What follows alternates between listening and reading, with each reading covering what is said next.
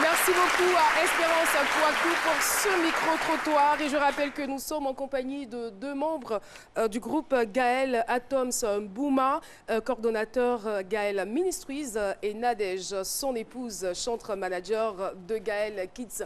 Encore une fois, à Kouaba en Côte d'Ivoire, à Kouaba, Abidjan, ce n'est pas la première fois. Gaël connaît Abidjan et Abidjan connaît aussi Gaël. Si on veut vraiment se référer à ce micro-trottoir, et on a entendu parmi ceux qui ont été interviewés, il y a un qui disait « on sent que c'est un groupe qui ne compose pas à la va-vite ». C'est des textes spirituels, réfléchis, voilà. Et je suis sûre que vous allez dans son sens. Bien sûr. On est élevé au pied de Papa Alain Moloto, qui était quelqu'un de très rigoureux, qui a lui-même été pendant longtemps dans les arts du spectacle et aussi dans le journalisme.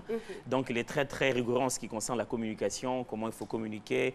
Et il a toujours eu comme principe, c'est pas parce que c'est de Dieu que ça doit être moche. Alors, il était là derrière les prononciations, derrière les styles poétiques. On était quand même un peu le premier groupe, si je dois me permettre de le dire, qui a rigoureusement commencé à appliquer l'art de la poésie en y mettant de rimes dans chaque cantique, que ce soit en lingala comme en français. On veillait, même une fois qu'il a tenté quelque chose qu'il aimait bien faire, il a rimé au milieu de la phrase et à la fin de la phrase. Donc c'était aussi l'excellence était pour nous un don que nous faisions à Dieu, quoi, et nous avons gardé cette façon de faire. Et vous comptez aujourd'hui combien d'années au sein du groupe Gaël? Cette année précisément, depuis le 7 mars, donc nous avons 20 ans. 20 ans? 20 ans d'existence. Et vous avez intégré... wow, 20 ans d'existence, 20 ans, c'est pas 20 jours. Et vous, en quelle année vous avez intégré le groupe? Moi, c'est depuis plus de 19 ans et demi, je vais dire. Hein. Il faut donc, dire que pratiquement à la création. Je n'ai manqué que quelques mois, en fait. Juste quelques mois. Ouais. Et vous, madame? C'est depuis 2003. Depuis 2003, d'accord. Ça fait 15 ans. 15 ans, ah, c'est beaucoup, un vrai parcours.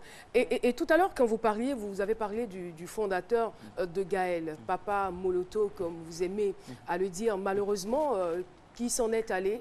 Et on a lu la presse par rapport aux différents empoisonnements, et on se demande bien pourquoi ou qui en veut, qui peut en vouloir à la vie d'un serviteur de Dieu.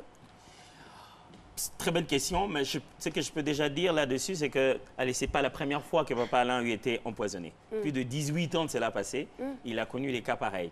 Alors, sur le chemin de l'œuvre que nous étions en train de faire, nous ne le faisions pas qu'à Kinshasa. Nous sommes allés dans plusieurs pays, dans plusieurs coins du monde, de temps en temps en mettant la vérité à sa place. Des fois, ça énerve certaines personnes, ou des fois, simplement par le fait que vous prêchez à quelqu'un une vérité qui le pousse à changer certaines choses dans son quotidien. Ceux pour qui cela est désavantageux, ils réagissent d'une manière ou d'une autre.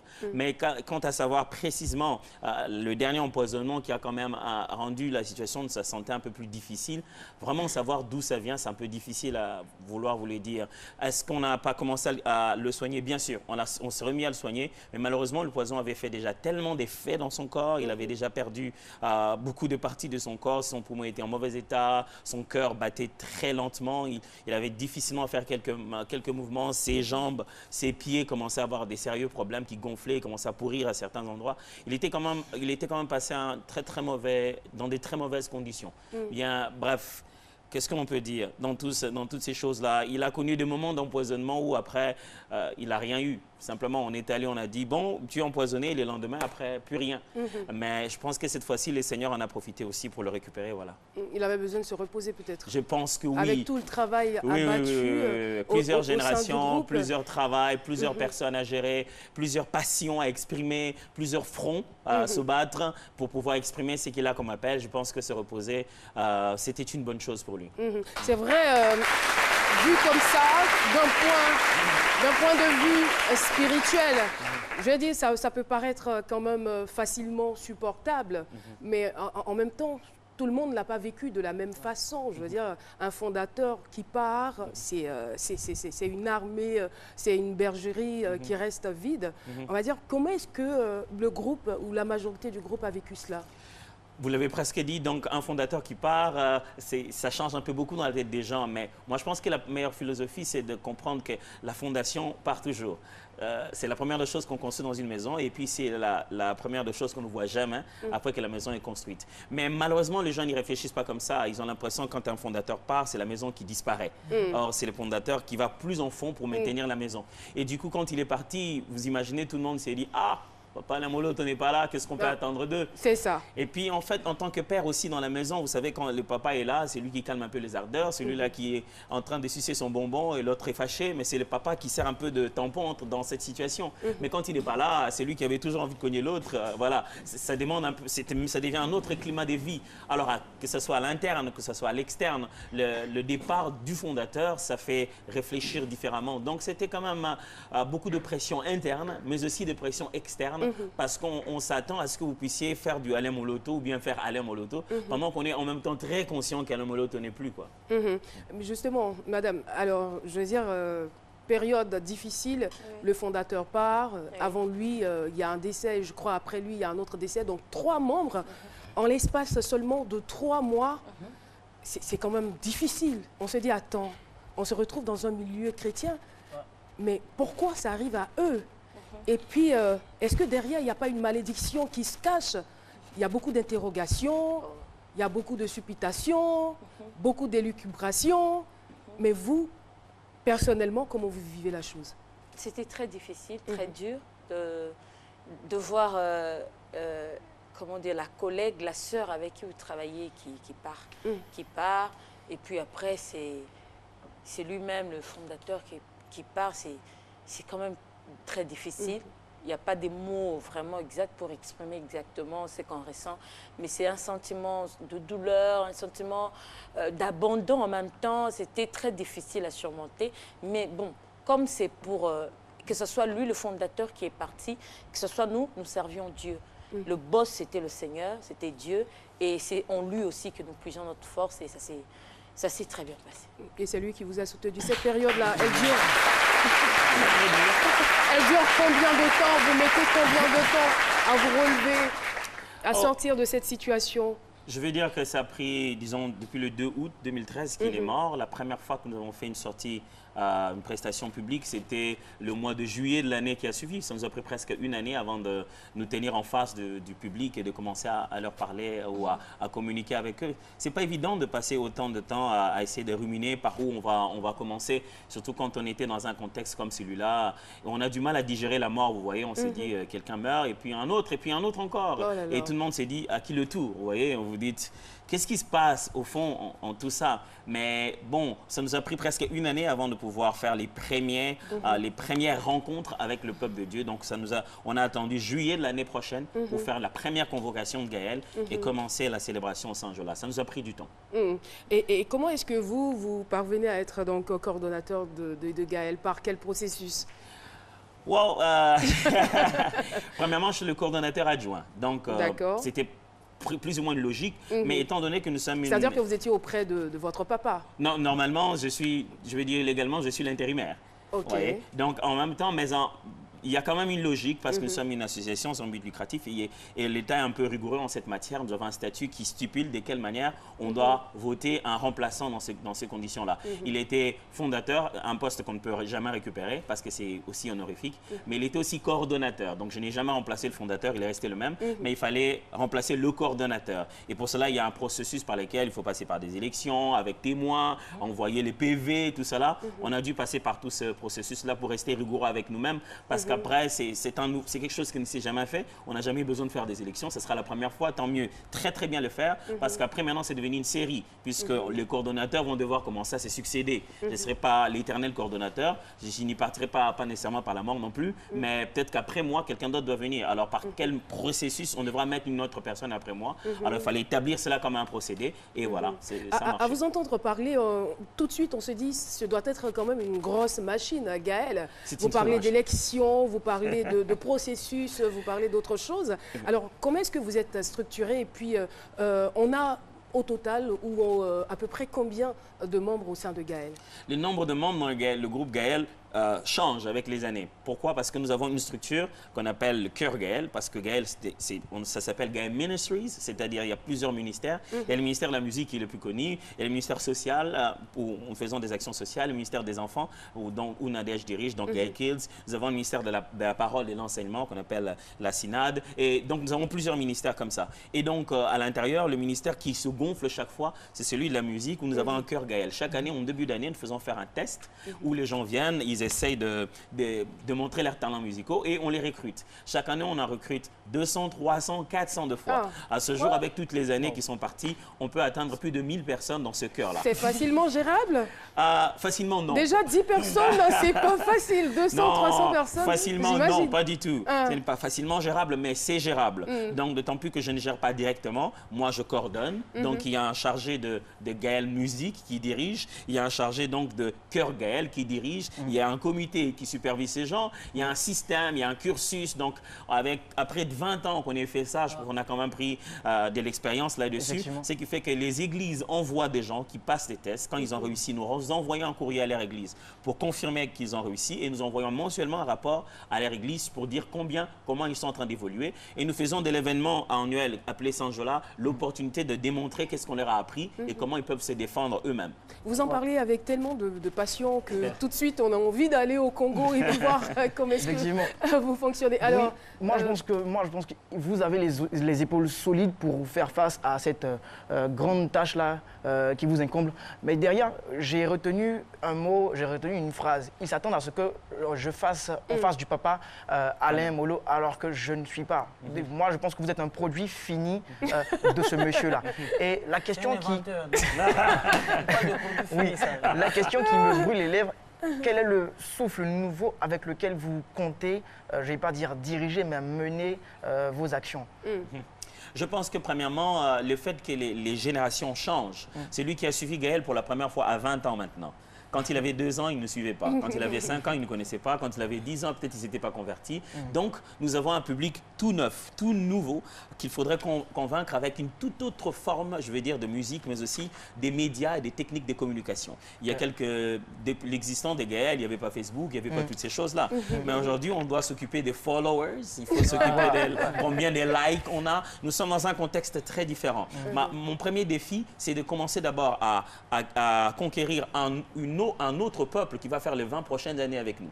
Parce que ceux qu'on a eu pendant ces 20 ans, s'ils avaient 20 ans qu'on les a eus, ils ont 40 ans. Dans les 20 ans, la télé va commencer à faire mal à leurs oreilles. Il faudra que je puisse commencer à préparer rapidement ceux qui vont tenir les 20 prochaines années avec nous et continuer à rester frais et continuer à faire promouvoir ce travail. Mais en même temps, trouver les moyens de reconquérir, si pas de confirmer à ceux qui nous ont suivis pendant ces 20 ans que nous sommes restés exactement les mêmes, même si l'emballage a changé. L'emballage, il y a quelques temps, a changé. Je suis sûr et certain que l'emballage même de cette chaîne a changé. Pourquoi? Donc, je pense que j'ai le défi d'actualiser tout en maintenant dans son fond le même message. Forcément, aujourd'hui, dans votre fonctionnement, vous continuez quand même de rencontrer des difficultés. Bien sûr, d'énormes difficultés. La première difficulté, justement, c'est celle-là. La personne qui était habituée à vous voir essentiellement qu'à la télé, absolument à la télé, vous deviez faire certaines sortes de pubs. Il a du mal à aller vous chercher à l'Internet. Vous voyez, il était habitué à une forme d'adresse. Aujourd'hui, je peux vous donner un exemple. Nous organisons presque chaque mois une réunion de 4000 personnes qui est une réunion essentiellement Internet. C'est-à-dire, nous envoyons sur Internet, nous mettons l'affiche. C'est une réunion d'enseignement. Et 4000 personnes qui sont ensemble. Aujourd'hui, le lendemain, on vous pose la question, on vous dit, on ne vous sent pas. On dit, comment ça, vous ne nous sentez pas? Le jour passé, c'était plein là, des gens. Alors, donc, ce sont des difficultés que nous rencontrons. Mais aussi, l'autre difficulté, c'est que les gens ont besoin vous savez, ils ont déjà un goût. Quand ils vous consomment, ils veulent chercher l'ancien goût. Même si, en réalité, ils sont en face d'autres types des grâces et des dons. Mais est-ce que ce n'est pas légitime? C'est totalement légitime, mais c'est légitime jusqu'à un certain niveau. Je vais dire oui, parce que on doit rester Gaël, mais je vais dire non, on ne peut pas être Alain Moloto. C'est cela. Tout ce qu'on peut. Mais quand même, la fondation, elle demeure. Oui, bien sûr. Cherchez-y du Moloto dans tout. C'est cela. C'est ça le problème. En donnant l'opportunité à nous d'être nous. Parce qu'après les 20 prochaines années, on ne sera pas en train de perpétuer Alain Moloto. On sera en train de perpétuer Gaël. Et si très vite vous apprenez pas à embrasser le goût que nous vous présentons, alors vous serez tout le temps derrière sur votre soif, quoi. Moi, je suis entièrement d'accord avec ce que vous dites et j'adhère parce qu'aujourd'hui, ce qu'on a remarqué dans le milieu chrétien, quand le fondateur part, on a l'impression que c'est toute la fondation qui est brisée. Pourtant, ce n'est pas cela. Vous êtes en train de nous dire que le fondateur peut partir, mais étant donné que c'est l'œuvre de Dieu, elle demeure. Alors, je voudrais m'adresser à vous, madame, parce que vous dirigez quand même, on va dire, une branche de Gaël très délicate, le domaine des enfants. À ce niveau-là, Comment ça se passe? Est-ce que vous vous sentez bien là-dedans? Et puis, quel genre de difficultés vous aussi vous rencontrez et comment vous les surmontez? C'est pas facile, c'est pas facile déjà de diriger. Bon, les adultes réfléchis, c'est déjà difficile, et en plus des enfants. Mais les enfants, en même temps, les enfants, ils sont, comment dire, je peux pas employer. Adorables. Oui, les enfants Et malléables. sont malléables, en même temps ils sont mignons, bon, ça va, ça se passe très bien avec les enfants. Quand vous leur apprenez, les enfants quand ils sont passionnés pour quelque chose, ils suivent directement sans trop réfléchir, ils vont. Mais la difficulté de fois, c'est parce que ces mêmes enfants qui font partie de ces Gaël Kids, ces mêmes enfants qui font partie de l'école-dîme, de l'école du dimanche dans leurs églises. Des fois, les jours de répétition, ce sont les mêmes jours de répétition pour l'école du dimanche. Donc, c'est pas aussi facile que ça. Lorsque vous organisez, vous préparez des spectacles, en même temps, dans leur église, ils préparent aussi des spectacles. S'il y a Pâques, eux aussi, ils préparent là-bas. Donc, c'est pas toujours évident, mais ça va quand même. Ça va. Eh bien, très belle histoire, parcours, on va dire, parsemé d'embûches, de difficultés, mais par la grâce de Dieu, ils ont réussi tout de même à les surmonter. Ils sont sur ce plateau, un joli couple que nous avons l'honneur de recevoir. Et voilà, aujourd'hui, si on doit parler, c'est vrai qu'on a déjà commencé à parler de Gaël. Je ne dirais pas forcément nouvelle formule, mais Gaël sous cette représentation qu'on découvre au fil du temps. Qu'est-ce que vous auriez souhaité que les téléspectateurs retiennent de ce groupe que vous constituez? Je pense que le premier message, c'est que Gaël n'est pas mort. C'est Papa Alain plutôt qui est mort. Mais un artiste, vous savez, ne meurt jamais parce qu'il reste à travers ses œuvres.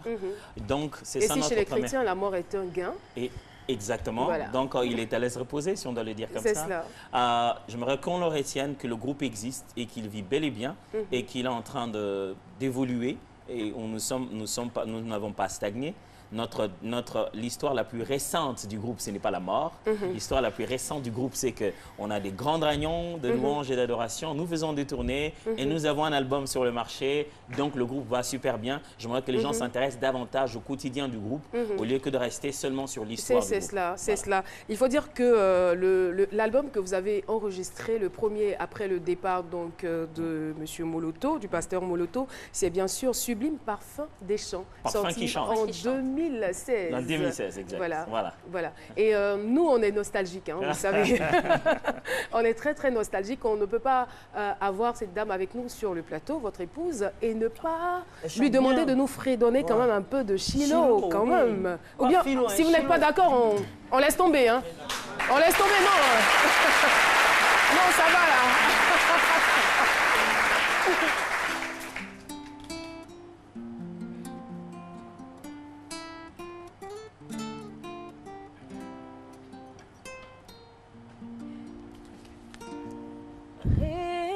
Répands-moi ta vie par les eaux de ton esprit.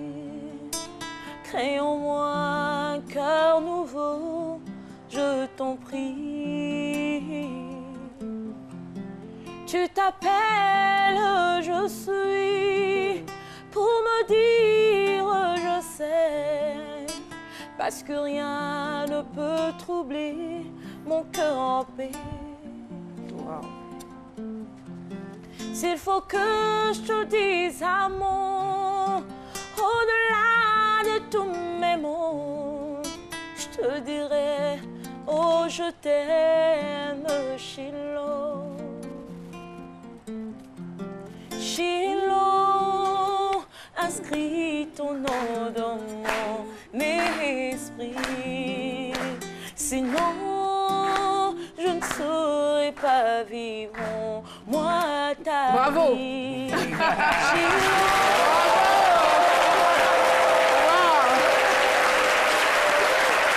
Une voix aussi limpide que de l'eau de roche. Bravo, bravo. Bravo, bravo. Eh bien, on a envie d'écouter cette voix, de la réécouter, de la réécouter. Je comprends pourquoi Dr Philo dormait Il y a des frissons. en écoutant vos chansons. On va vous retrouver le 18 prochain pour un concert. C'est d'ailleurs la raison pour laquelle vous êtes à Abidjan. Bien sûr. Voilà. Le 18 prochain, donc au Palais de la Culture, nous avons un concert là-bas à partir de 16h. C'est pourquoi on est là. Merci infiniment. Et ceci marque la fin de l'échange, même pas la fin de la rubrique. Parce que nous avons à présent affaire au sage. Voilà. Le sage Il y a un proverbe de Cassie. chez nous qui dit... Alors, le sage Cassie, n'allez pas trop vite en besogne. On va vous retrouver juste après le dîner.